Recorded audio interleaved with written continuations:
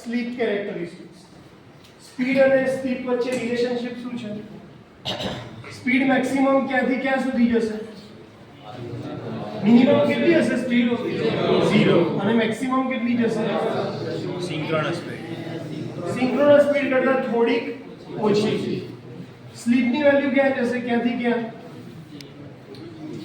સ્લીપની value 0 થી લઈને maximum 1. Slip જ્યારે 0 હશે, શું કહું છું ધ્યાનથી, સ્લીપ જ્યારે 0 હશે ત્યારે ns ની વેલ્યુ કેટલી હશે? मैक्सिमम मतलब एनएस की वैल्यू मैक्सिमम है जब स्लीप 0 ત્યારે સ્પીડ કેટલી હશે? 0. na 0. સ્લીપની ફોર્મ્યુલા શું હતી? ns na ns. તો જો હું એવું કહું કે સ્લીપની વેલ્યુ 0 છે તો 0 ક્યારે થશે? જ્યારે એક્ચ્યુઅલ સ્પીડ કેટલી થઈ જશે? સિંક્રોનસ સ્પીડ જેટલી. 0 ક્યારે 0 થાય તો ns અને ns કેન્સલ થાય એટલે 1 આવે. હું સરવાળામાં કેટલી વાર રિપીટ કર્યું આપશે? ફરીથી એકવાર વાંચો, ફરીથી એકવાર રિપીટ કરી દઈએ. ns na ns. જો na ની વેલ્યુ ns જેટલી થાય તો જ ns ns 0 થાય. જો હું એક્ચ્યુઅલ સ્પીડ 0 લઈ લઉં એટલે કે na ની વેલ્યુ 0 લઈ લઉં તો આ વેલ્યુ નીકળી જાય અને શું થાય? ns ns. એટલે આ વેલ્યુ કેટલી થાય? 1. એનો મતલબ કે જ્યારે સ્લીપની વેલ્યુ 0 છે ત્યારે તમારી સ્પીડ કેવી છે? મેક્સિમમ. જ્યારે તમારી સ્લીપની વેલ્યુ 1 છે ત્યારે તમારી સ્પીડ કેટલી થઈ જશે? 0. ખ્યાલ આવે છે હું શું કહું છું? સ્લીપ અને સ્પીડ એ બંને એકબીજા કરતા કેવા છે? ઓપોઝિટ નેચરમાં છે, ઊંધામાં. એટલે જો હું એવું કહું કે એક જગ્યાએ હું આવો ગ્રાફ ડ્રો કરું છું, અહીંયા લખું છું સ્લીપ, આ 0 થી લઈને ક્યાં સુધી જશે? 1. તો અહીંયા સ્પીડ કેટલી હશે એ વખતે? 0. અને અહીંયા કેટલી હશે? મેક્સિમમ. જે એની મેક્સિમમ સ્પીડ હશે એ.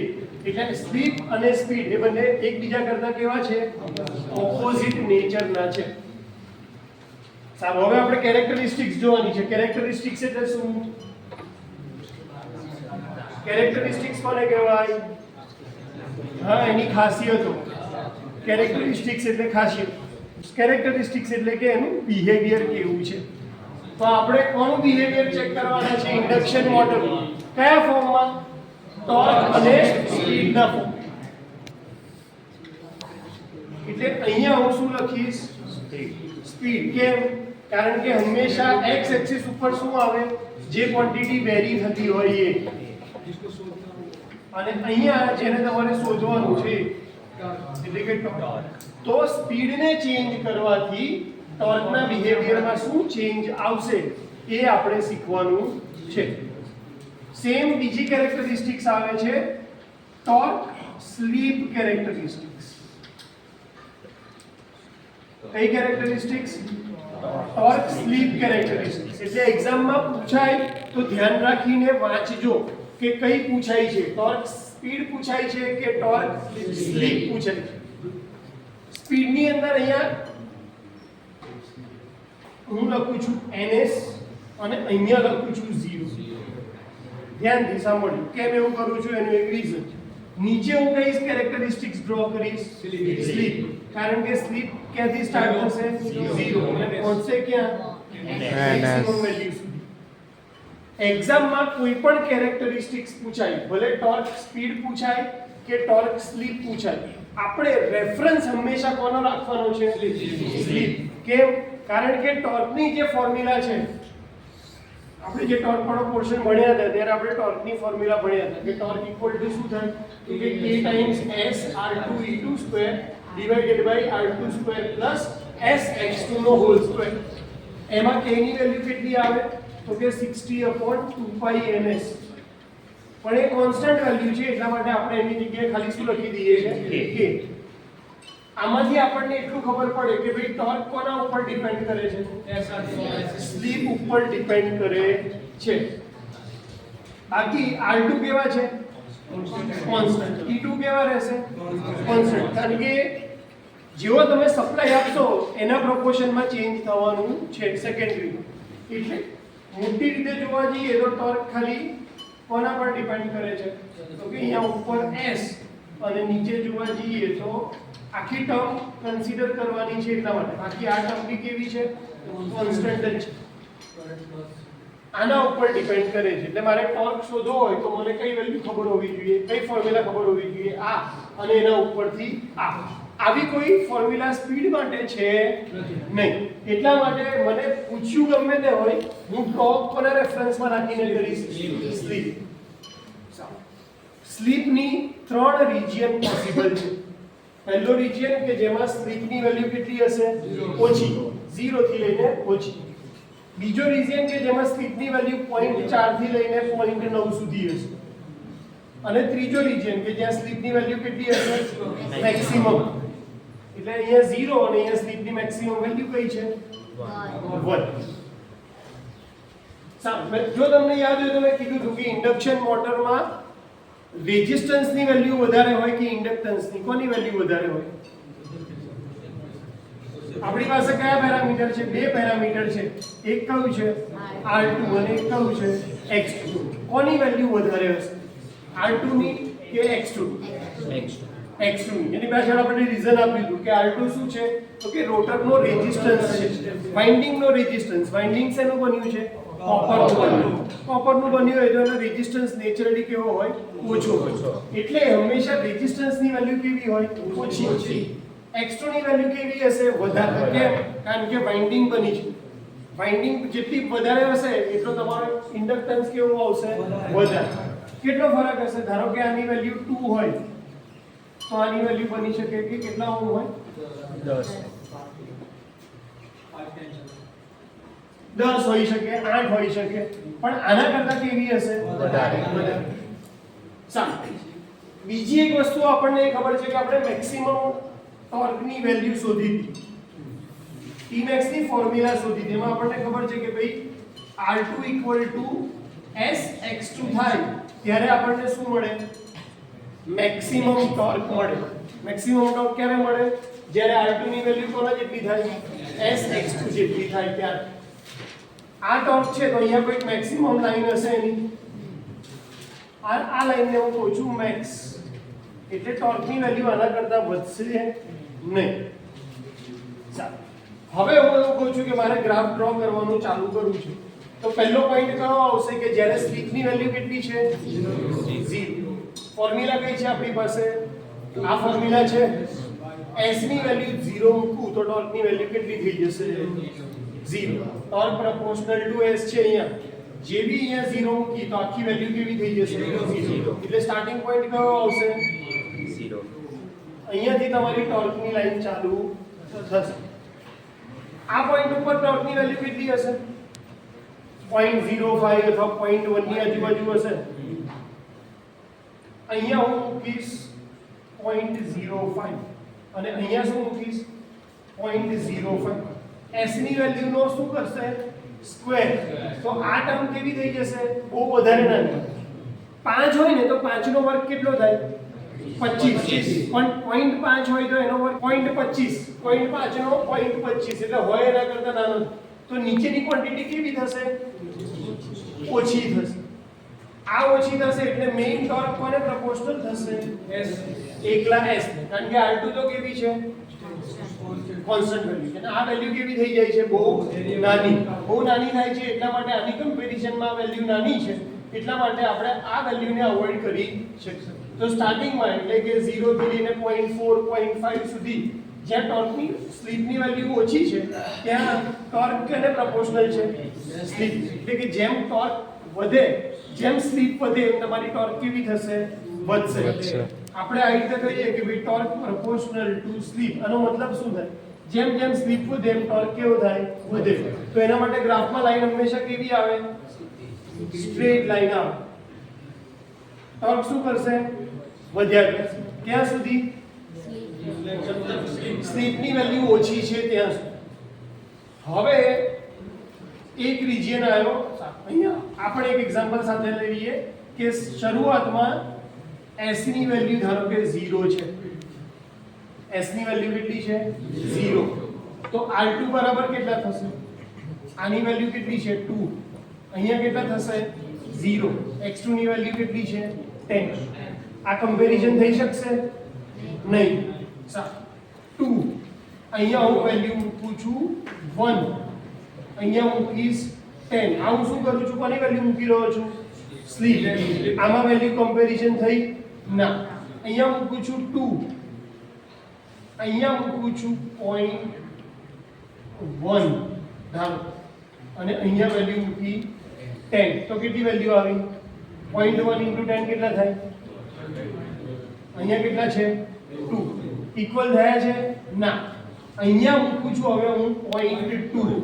આ 0.2 કોની વેલ્યુ મૂકી રહ્યો છું? સ્લીપની. કારણ કે આપણી ફોર્મ્યુલા કઈ છે? r2 = s(x2). ક્યારે ટોર્ક મેક્સિમમ કઈ ક્યારે થશે એ જાણવા માટે. તો આ જ્યારે વેલ્યુ છે કે r2 ની વેલ્યુ 2 છે, x2 ની વેલ્યુ 10 છે, તો એ કન્ડિશનમાં ટોર્ક મેક્સિમમ કઈ સ્લીપ ઉપર થશે? 0.2.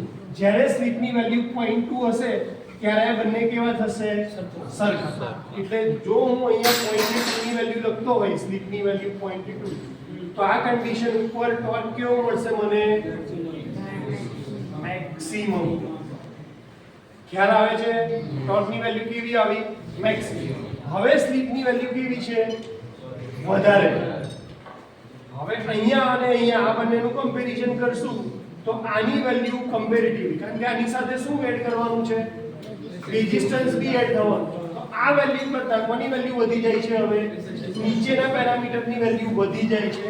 એટલે હવે ટોર્ક કોને પ્રોપોર્શનલ થશે? 1/s. એટલે કે આ લિમિટ પછી જો તમે સ્લીપની વેલ્યુ વધારો છો તો ટોર્કની વેલ્યુ કેવી થશે? ઘટશે. કારણ કે કેવી પ્રોપોર્શનલ છે? ઇન્વર્સ. એટલે આ વેલ્યુ ઘટતી જશે ધીરે ધીરે ધીરે ધીરે. અહીંયા સ્લીપની વેલ્યુ કેટલી છે? 1. સ્લીપની વેલ્યુ 1 મૂકું આ ફોર્મ્યુલામાં તો અહીંયા શું આવશે? s ની જગ્યાએ 1 અને નીચે શું આવશે? r2² x2. s(x2) નહીં આવે કારણ કે s ની વેલ્યુ કેટલી મૂકી દીધી છે? 1. એનો મતલબ સ્લીપની વેલ્યુ 1 થાય છે ત્યારે ટોર્ક 0 થતો નથી. અને આ જ ટોર્કને આપણે શું કહીએ છીએ? Starting torque. કયો ટોર્ક? કેમ? કારણ કે અહીંયા સ્લીપની વેલ્યુ કેટલી છે? 1. ખ્યાલ આવે છે? સ્લીપની વેલ્યુ 1 ક્યારે થઈ? જ્યારે તમારી n ની વેલ્યુ કેટલી હોય? 0. એટલે રોટર ફરતું નથી ત્યારે એને કેટલો સ્ટાર્ટિંગ ટોર્ક મળશે? તો કેટલો મળશે? આટલો સ્ટાર્ટિંગ ટોર્ક. સ્ટાર્ટ ક્યાંથી કર્યું? 0 થી. પહેલા કોણ વધારે ઇફેક્ટિવ છે? s. એટલે ટોર્કની લાઈન કેવી જશે? સીધી. પછી કયો પોઈન્ટ મળે આપણને? મેક્સિમમ. કઈ રીતે મળશે? તો કે r2 = s(x2) જ્યારે થતું હોય ત્યારે તમને શું મળે? મેક્સિમમ. Maximum torque. પછી તમે સ્લીપ વધારતા જાઓ તો એ વખતે શું થશે? પાવરફુલ કોણ થશે? નીચેની વેલ્યુ. એટલે કે 1/s ઇન્વર્સલી પ્રોપોર્શનલ થશે. એટલે આ પોઈન્ટ પછી મેક્સિમમ પછી તમે સ્લીપની વેલ્યુ વધારો તો ટોર્ક કેવો થશે? ઓછો થતો જશે. વધારતા વધારતા તમે મેક્સિમમ સ્લીપની વેલ્યુ કેટલી કરી શકશો? 1. તો એ વખતે તમને થોડોક ટોર્ક મળશે જેને આપણે શું કહીએ છીએ? Starting torque. ખ્યાલ આવે છે? સારું. હવે હું એવું કહું છું કે મેં રેઝિસ્ટન્સની વેલ્યુ 2 માંથી વધારીને કેટલી કરી દીધી? સપોઝ આપણે 5 રેઝિસ્ટન્સની વેલ્યુ મેં વધારી. કઈ રીતે? તો કે સ્લીપ રિંગની મદદથી મેં એક્સ્ટ્રા રેઝિસ્ટન્સ એડ કર્યો 3 ઓહ્મ. અને હવે r2 ની વેલ્યુ કેટલી છે? 5. તો આપણી સ્લીપની વેલ્યુ કેટલી થઈ જશે કે જ્યારે મેક્સિમમ ટોર્ક મળે? 0.5. અહીંયા 0.2 ની જગ્યાએ કેટલા થઈ જશે? 0.5. એટલે કે પહેલા 0.2 ઉપર તમને મેક્સિમમ ટોર્ક મળતો હતો, હવે તમને મેક્સિમમ ટોર્ક 0.2 ની જગ્યાએ કેટલા પર મળશે? 0.5. એટલે આ લાઈન વધીને ક્યાં આવશે? અહીંયા હું લખી દઉં કે ભાઈ r1 = કેટલા? 2. અહીંયા લખીશ r2 = કેટલા? 5. ખ્યાલ આવે છે? જેમ જેમ રેઝિસ્ટન્સ વધારતા જશો એમ તમારી ટોર્કની લાઈન કેવી આવશે? વધતી જશે. અને આ ક્યાં આવી? આના કરતા ઉપર. ઉપર. એટલે કે સ્ટાર્ટિંગ નો ટોર્ક 2 ઓહમ હતો એના કરતા 5 માં કેવો થશે? વધારે. વધારે. increase હવે હું હજી રેઝિસ્ટન્સ વધારી દઉં છું. વધારીને કેટલો કરો છું? સપોઝ 10. એટલે કે R2 ની વેલ્યુ બી કેટલી છે? 10. X2 ની વેલ્યુ બી કેટલી છે? 10. તો કઈ સ્લીપ ઉપર મને મેક્સિમમ ટોર્ક મળશે? 1. એટલે કે સ્લીપ ની વેલ્યુ કેટલી છે? 1. તો ત્યારે લાઈન કેવી જશે?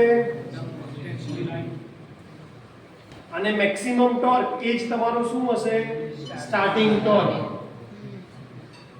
એટલે જો મારે મોટર સ્ટાર્ટિંગમાં જ મેક્સિમમ ટોર્ક સાથે ચાલુ કરવી છે તો એ વખતે હું ટ્રાય શું કરીશ કે મારો જે રોટર રેઝિસ્ટન્સ છે એની વેલ્યુ કેટલી આવી જોઈએ?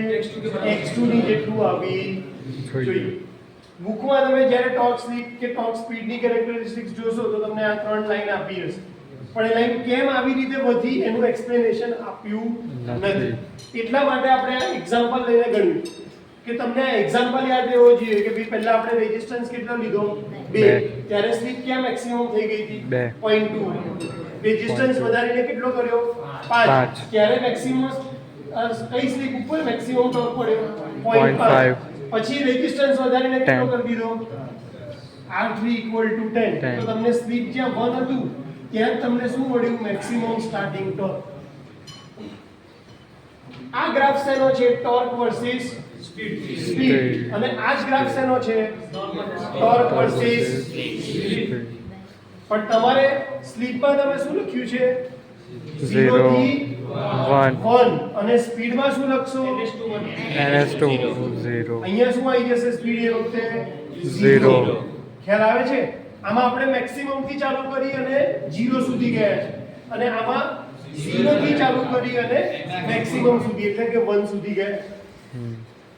તો બે અલગ અલગ ગ્રાફ યાદ ના રાખવા હોય તો તમારે નોટેશન ખાલી ચેન્જ કરવા પડે. બુકમાં જોશો ને તેનો કે બીજો ગ્રાફ ડ્રો કર્યો છે ટોર્ક સ્લીપ માટે. એમાં એમને શું ચેન્જ કરી દીધું છે? ફિગર મિરર ઇમેજ આપી દીધી છે. ખ્યાલ આવે છે હું શું કહું છું? એટલે અહીંયાથી ચાલુ કર્યો છે અને અહીંયા 0 એ ટચ કરી દીધું છે. આપણે ક્યાંથી ચાલુ કર્યો? અહીંયાથી ચાલુ કરીને ક્યાં ટચ કર્યો? 0. આની મિરર ઇમેજ સ્પીડ. કારણ કે એમને સ્પીડ ક્યાંથી ચાલુ કરી છે? 0 થી.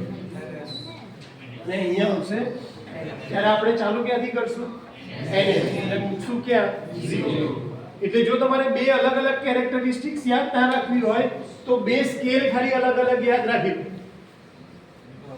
કે પૂછાય ગમે તે ટોર્ક સ્લીપ પૂછાય કે ટોર્ક સ્પીડ પૂછાય, મારે ડ્રો કઈ કરવાની છે? આ જ કરવાની. પણ એ સાચી ક્યારે પડશે? જ્યારે અહીંયા નોટેશન તમે સાચા આપ્યા હશે તો. સ્લીપ 0 થી લઈને 1, સ્પીડ ns થી લઈને 0. આ બહુ જ ઇમ્પોર્ટન્ટ છે. અહીંયાથી આપણે કાઢી નાખીએ તો કોઈ કન્ફ્યુઝન. આ ns થી લઈને 0 અને આ 0 થી લઈને 1. આ બે સ્કેલ તમને યાદ રાખી ગયા તો તમારે આ એક જ કેરેક્ટરિસ્ટિક્સ યાદ રાખવાની છે.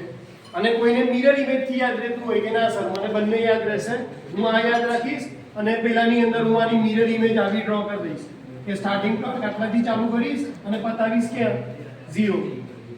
પણ બે અલગ વસ્તુ યાદ ના રાખવી હોય તો સૌથી સારી મેથડ આ છે કે તમે બંનેની x એક્સિસ યાદ રાખી લો કે ભાઈ અહીંયા સ્પીડ લખીશ, અહીંયા સ્લીપ લખીશ, ns 0, 0 અને 1 અને નેચર કયો આવશે? આવો. એટલે આપણે લખવાનું શું છે? 3 રિજિયન કે ભાઈ પહેલી કન્ડિશનમાં ટોર્ક પ્રોપોર્શનલ ટુ શું થશે? s. બીજી કન્ડિશનમાં ટોર્ક મેક્સિમમ મળશે કઈ લાઈન ઉપર? તો કે R2 = કેટલા થશે? sx2. અને ત્રીજી લાઈન હાયર સ્લીપ લાઈન હશે એમાં ટોર્ક પ્રોપોર્શનલ ટુ શું થઈ જવાનું છે? 1/s. 1/s થાય એટલા માટે લાઈન કેવી થાય છે? ઘટે છે. પણ એ 0 થશે નહીં કારણ કે ટોર્ક સ્લીપ પેલું શું કે ટોર્ક જે છે સ્ટાર્ટિંગ ટોર્ક એ કોઈ દિવસ 0 થવાનો છે નહીં. સ્ટાર્ટિંગ ટોર્ક 0 હશે તો મોટર ફરશે નહીં. તમારે સ્ટાર્ટિંગમાં ટોર્કની જરૂર પડે. એટલા માટે લાઈન કેટલી આવશે? જેમ જેમ રેઝિસ્ટન્સ એડ કરશો એમ સ્ટાર્ટિંગ ટોર્કની વેલ્યુ કેવી થતી જશે? વધતી જશે. એટલે કે તમે એક મશીન ઉપર કન્વેયર બેલ્ટ ઉપર લોડ લગાડ્યો છે અને મશીન ચાલુ કરો છો તો મશીન એટલો ટોર્ક પ્રોડ્યુસ નથી કરી શકતું એને ફેરવવા માટે. તો એનો આઈડિયા શું છે ફેરવવા માટે? તમારે શું વધારવું પડશે? રેઝિસ્ટન્સ. સ્લીપ રિંગ વાળી મોટર હોય તો એમાં તમે એક્સ્ટ્રા રેઝિસ્ટન્સ એડ કરી શકો. પણ જો સ્ક્વિરલ કેજ હશે તો એની અંદર આ ફેસિલિટી છે નહીં. સ્ક્વિરલ કેજ મોટરમાં એક્સ્ટ્રા રેઝિસ્ટન્સ એડ કરાતો નથી. એટલે એમાં તમારે કમ્પલસરી જો વધારે લોડ હશે કન્વેયર બેલ્ટ ઉપર તો એ બધું શું કરવો પડશે? કાઢવો પડશે અને પછી મોટર ફરશે. પણ તમારી પાસે સ્લીપ રિંગ ઇન્ડક્શન મોટર હોય તો તમારી પાસે ઓપ્શન છે કે સ્લીપ રિંગની મદદથી તમે રોટરમાં વધારે રેઝિસ્ટન્સ એડ કરી અને સ્ટાર્ટિંગ ટોર્કની વેલ્યુ કેવી કરી શકો છો? વધારી શકો. એ વધારશો તો તમારો કન્વેયર બેલ્ટ ફરવા લાગશે. તો ટોર્ક સ્લીપ કેરેક્ટરિસ્ટિક્સને પ્રેક્ટિકલ એપ્લિકેશન તરીકે જુઓ કે ભાઈ આ શીખવાથી હું એને રિયલ લાઈફમાં ક્યાં એપ્લાય કરી શકીશ. તો કે હા, જે જગ્યાએ સ્ટાર્ટિંગ ટોર્ક ઓછો પડતો હોય અને મારે વધારવો હોય તો હું એક્સ્ટ્રા રેઝિસ્ટન્સ એડ કરી અને એ ટોર્ક વધારી શકું. ખ્યાલ આવી ગયો? લખી 6 એમાં 5 આપણે રેઝિસ્ટન્સ કર્યો તો 0.5 ઉપર તમને મેક્સિમમ ટોર્ક મળશે Tmax 2 અને R3 ઇક્વલ ટુ SX2 એટલે 10 ઓહ્મ રેઝિસ્ટન્સ હોય તો સ્લીપ 1 ઉપર તમને મેક્સિમમ ટોર્ક મળશે જેને આપણે કહીશું Tmax